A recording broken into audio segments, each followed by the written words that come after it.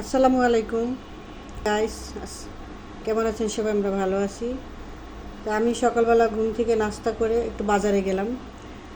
বাজারে বাজারে আসলে কি বলবো, কোনো কিছু কোনো নিয়ন্ত্রণ নাই, কোনো জিনিসের কোনো কন্ট্রোল নাই।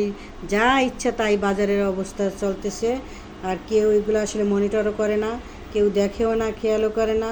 আগে তো যে ছিল তাকে তো আমরা অনেকেই বকাবকি করছি। এখন সেম কাহিনী, যে জন্য এত আন্দোলন, দাম কম, যার জন্য নামানো হলো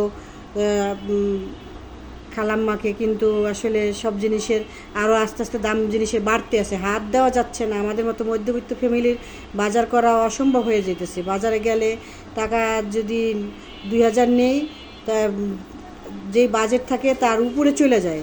তা কি করব, তারপরে ফিরে আসি, কিচ্ছু করার নাই। এই যে মিষ্টি কুমড়া টুক 30 টাকা 40 টাকা কেজি ছিল, এখন 60 টাকা কেজি। এই যে 100 টাকা দুন্দুলের কেজি, মুরগির কেজি 150 টাকা, 60 টাকা 70 টাকা করতে করতে এখন 200 টাকা কেজি হয়ে গেছে ব্রয়লার মুরগি।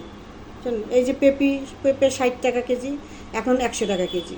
কি বলবো, রুই মাছের কেজি 400 টাকা। এই যে দুইটা ইলিশ মাছ, এই ইলিশ মাছ দুইটা এত ছোট, বড় মাছ তো খাইতেই পারলাম না দামের জন্য। ভাবছিলাম এখন ইন্ডিয়া ইলিশ যাবে না, তাই একটু দাম কমবে, একটু খাবো, সেটা তো সম্ভব না। এই যে ছোট ইলিশ 800 টাকা কেজি। এই দুইটা মাছ নিল আমার থেকে 450 টাকা, দুইটা মাছ এতটুকু সাইজ, দুইটা মাছে কি খাবো আমরা বুঝতেছি না আসলে, কিভাবে আমরা চলবো। আমাদের জন্য দুর্বিষহ হয়ে যাচ্ছে আমাদের আসলে।